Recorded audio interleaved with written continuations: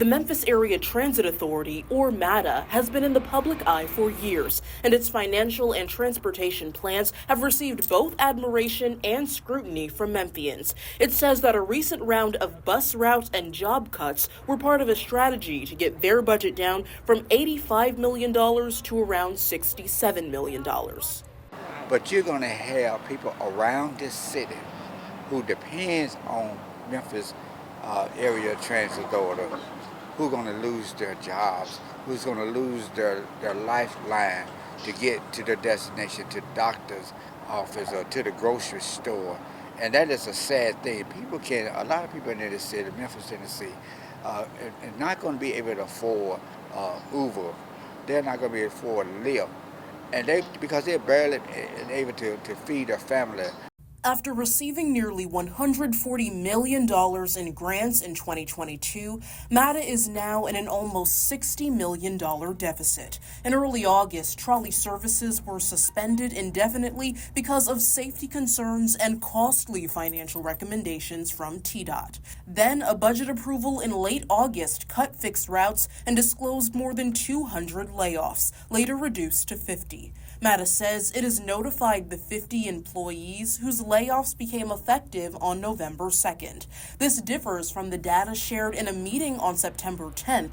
MATA reported that 52 union workers, 18 trolley workers, and 28 administrative employees were laid off. In addition, 75 other positions were cut.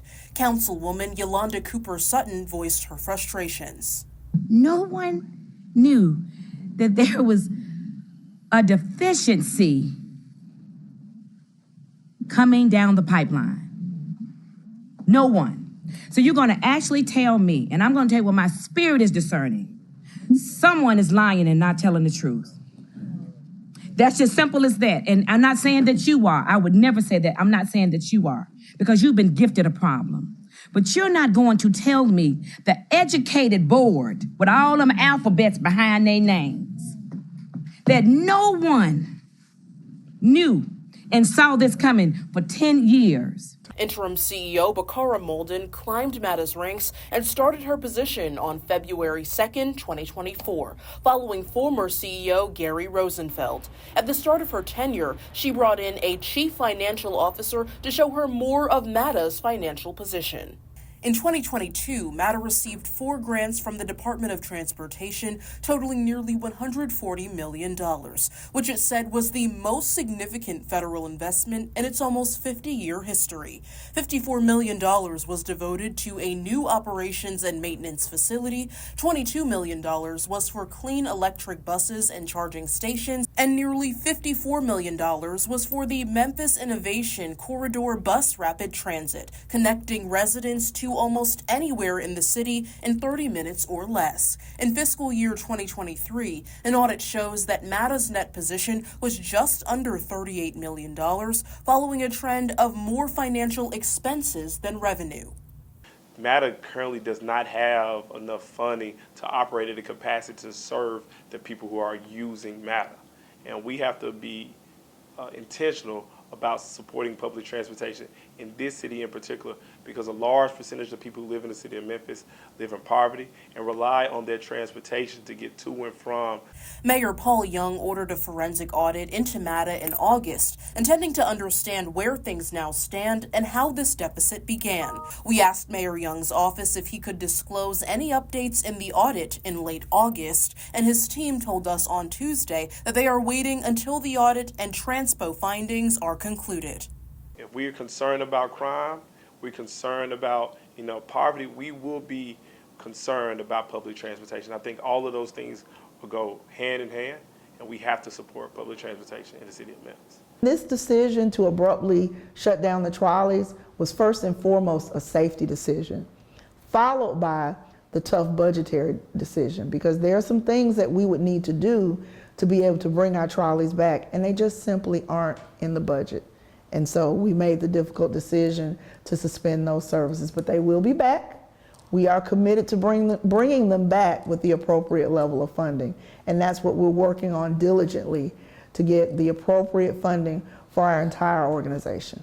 In a committee meeting Tuesday morning, Malden and Chief External Financial Officer Hamish Davison said that concerns over lack of transparency and budget were valid. They continued to break down their 2025 budget, showing where each part of the revenue would come from. Davidson said they predict MATA will have an operating cost of around $60 million, which should leave a surplus of about $7 million. The revenue that we make from fares, from advertising and incidental things like that, it really only covers a small portion of our expenses. No one took in consideration of the employees and their families and how they're trying to manage and live. I'm just saying, you said right down the hall. No disrespect to you at all. But I'm not going to sit here, and you're not going to sit here, and no one in here is going to sit here and say that no one knew. Another question centers around the nearly $64 million for the Memphis Innovation Corridor bus rapid transit system, which was initially expected to be completed in 2026. This plan was designed to increase the frequency of public transit in Memphis, connecting most residents to anywhere in the city in 30 minutes or less. M-Connect will improve travel time and reliability for transit riders along the corridor, with bus rapid transit vehicles arriving every 10 minutes during peak travel times and direct connections to 18 bus routes. However, 3 years into the proposed construction of this plan, there are no results to be shown, and the money nowhere to be seen. Without M-Connect service and with on-demand services now heavily encouraged, ABC 24 has heard from riders who are currently unsatisfied with services. I cannot go any further on the demand service than Cleveland and Union. If I need to go further, I need to get additional transportation. That's why people are constantly don't want to deal with on-demand service, because you say they're going to pick them up and they don't pick them up. It's not consistent. MATA representatives told ABC 24 that the M-Connect bus rapid transit project will more than likely have to push back their 2027 completion timeframe, but they did not say when. City Council Chairman J.B. Smiley says MATA will continue to be held accountable.